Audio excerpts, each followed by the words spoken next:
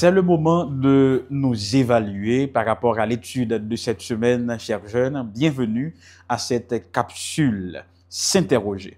Nous allons partager nos réponses puisque la semaine dernière, je vous ai adressé, je vous ai lu les questions sans les répondre. Cette fois-ci, cette semaine, on va le faire différemment.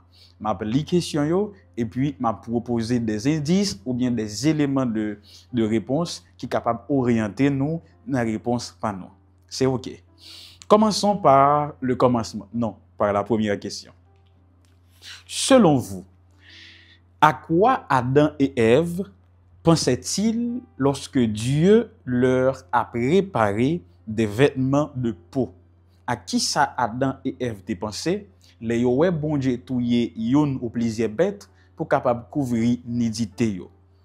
Je pense personnellement que nos premiers parents étaient frappés par la gravité de leur acte, de leur péché, parce qu'il a fallu la mort d'un animal innocent pour couvrir leur nudité. C'est probablement à ce moment que vous commencez à rendre compte dans quel état ça y fait, les grave en pile. Comme je l'avais dit, c'est un indice ou un élément de réponse, tout dépend de vous. Deuxième question, quel parallèle voyez-vous entre l'animal tué par Dieu en Éden et Jésus-Christ, l'agneau de Dieu? Qui parallèle ou bien qui rapport que nous capables, qui lien nous capables d'établir entre bête que bon Dieu touye dans le jardin avec Jésus, l'agneau de Dieu sur la croix. Essayons. Premièrement, tout comme l'animal, Jésus était innocent. Vous êtes d'accord? Deuxième élément, l'animal a dû être tué pour couvrir la nudité de nos premiers parents, comme nous ne cessons de le dire, pour couvrir leur état de péché. Et Christ également est mort à la croix, l'agneau fourni par Dieu, est mort pour couvrir ou expier nos péchés, pour nous couvrir de sa tunique de justice. Donc, on peut conclure que l'animal tué dans le jardin préfigurait le sacrifice de Jésus à la croix sur le mont Golgotha. Vous êtes d'accord? Continuons. Troisième question. Si vous construisiez un autel et y offriez des sacrifices d'animaux, quel impact cela aurait-il sur votre vie personnelle? Bon, mais c'est reformuler la question de l'autre façon. Si je dis là, nous sommes obligés de bête pour pardon péché nous yo.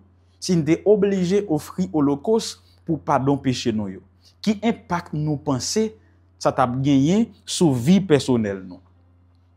Je pense que cette habitude ou encore cette pratique est capable de permettre nous gagner conscience de l'état de péché nous yo.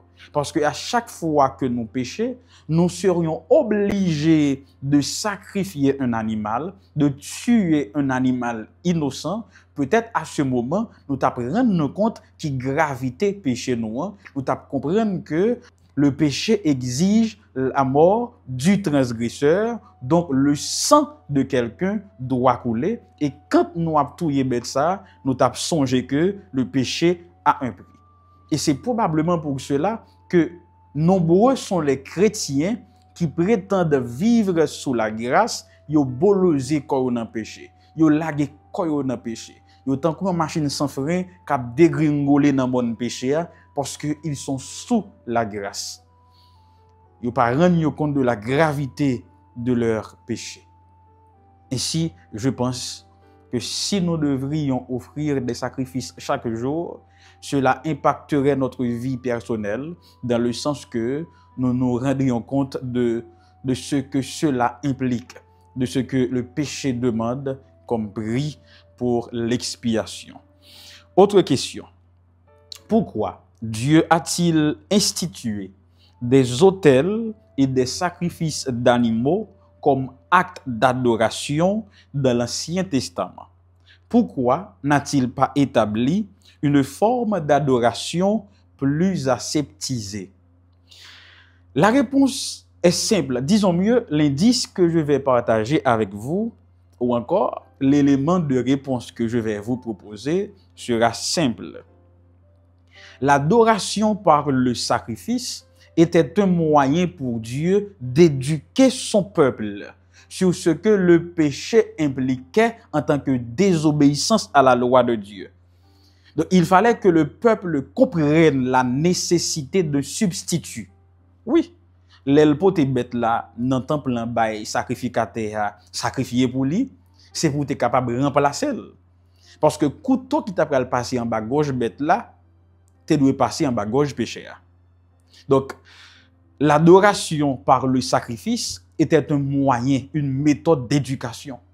Dieu voulait faire comprendre au peuple ce que cela impliquait, de qui ça péché amendé, mais surtout, il voulait enseigner la nécessité d'un substitut. Il voulait préparer le peuple à ce qui allait se passer à la croix. Parce que yon bête était qu'on touye dans l'ancienne alliance là, pas de cas sauver moun.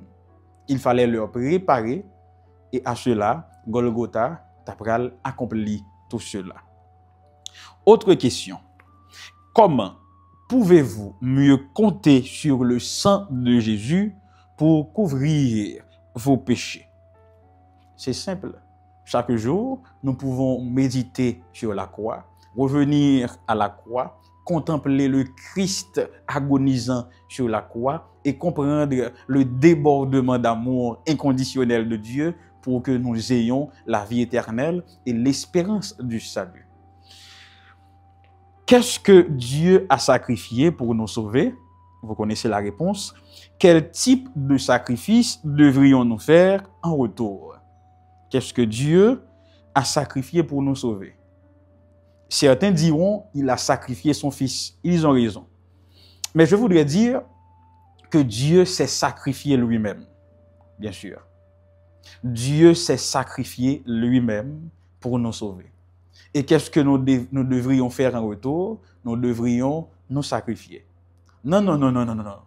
Je ne vous exhorte pas à prendre votre croix et aller à Golgotha et demander à ce que les soldats romains clouent sur croix. Non, c'est pas ça demander nous. Mais plutôt que le vieil homme qui sévit en nous, que nos défauts, que nos manquements, nos chutes, nos dépendances, yo tout que cloué sur une croix. Et qu'ainsi nous capables de refaire, nous capables de prendre une nouvelle naissance avec Jésus. C'est ça pour nous sacrifier. C'est sacrifier ego nous, sacrifier temps nous, sacrifier moun nous qui pas bon pour que bon Dieu capable de vivre dans nous. En vous basant sur l'étude de cette semaine de l'autel en Éden, quelle espérance pouvez-vous partager avec vos semblables?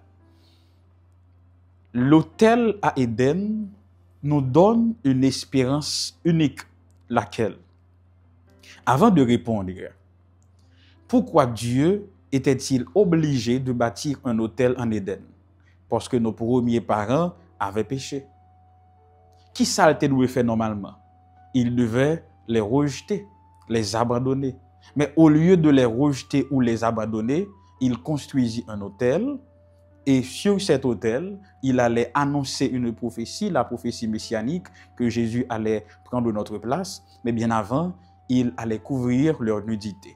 Ainsi, l'autel à Éden, l'une des espérances uniques qu'il nous enseigne, c'est que Dieu ne nous abandonne jamais. Dieu ne nous a pas abandonnés dans le jardin d'Éden. Il ne nous a pas abandonnés dans le jardin de Gethsémane. Il ne nous abandonnera pas dans ce monde plein de péchés, plein de violence. Et deuxième espérance, c'est que le sang de Jésus est comme notre rachat. C'est ce qui nous garantit le salut.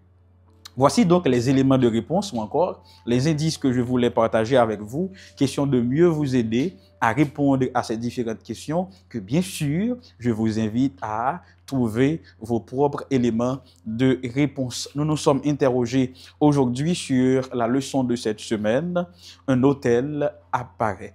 C'était un plaisir, chers jeunes, si vous avez des commentaires, des suggestions, je ne sais pas, des lumières. Si vous voulez ajouter quelque chose à l'émission qui vous ferait plaisir, alors n'hésitez pas à nous le faire savoir dans l'espace commentaire. et c'est avec beaucoup de plaisir, nous adapterons l'émission à votre goût.